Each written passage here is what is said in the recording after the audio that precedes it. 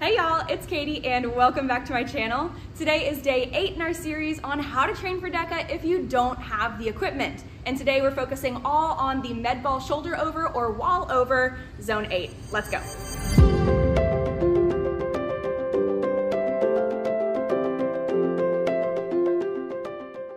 So just a quick recap, in this video we are talking about strength and mobility that we can build to help simulate the dead ball shoulder over, wall over, but we are not talking strategy here. So if you're looking for strategy, check out this video here, I got you. For today, we're focusing on those two things, the strength and mobility that you will need to complete this zone. So talking strength first, the closest parallel that you can find to the dead ball is a sandbag. So if your gym has sandbags, you're in luck, those are fantastic to use. So you can use that sandbag just like you would a med ball for the shoulder over and just like you would for the wall over.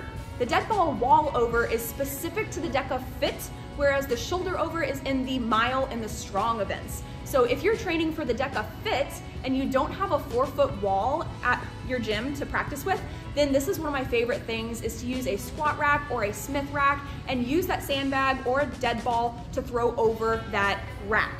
At Deka Fit, you'll have to walk around the supports to get to the other side of the wall and then all the way back around the supports again to throw the ball over. So here you won't be able to just duck under the bar super quickly, so your time will be a little bit longer than in practice this way, but it's still one great way to practice pushing the ball forwards instead of back over the shoulder. And some other great strength techniques you can do here are obviously heavy deadlifts. Those are number one, the best way to build that lower body pull strength you need to get the ball from the ground up. But you can also do this with a kettlebell if you'd rather. And you can find some other great strength and power aspects as well in some barbell or kettlebell high pulls and then some barbell cleans as well.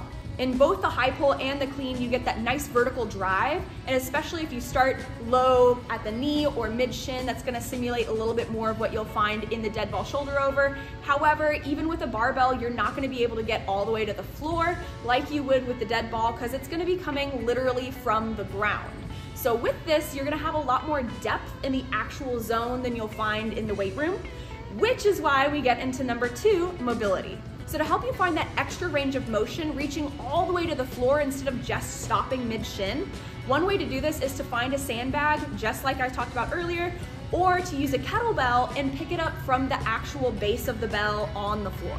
So if you don't actually have that med ball to train on, then this is one great way to use that sandbag or kettlebell, grabbing the base from the floor and finding that full range of motion that you would normally find in that shoulder over or wall over. So obviously, if you're using a sandbag, feel free to throw it over the wall, over your shoulder. If you're using a kettlebell, please don't throw it. Your gym will not be happy with you.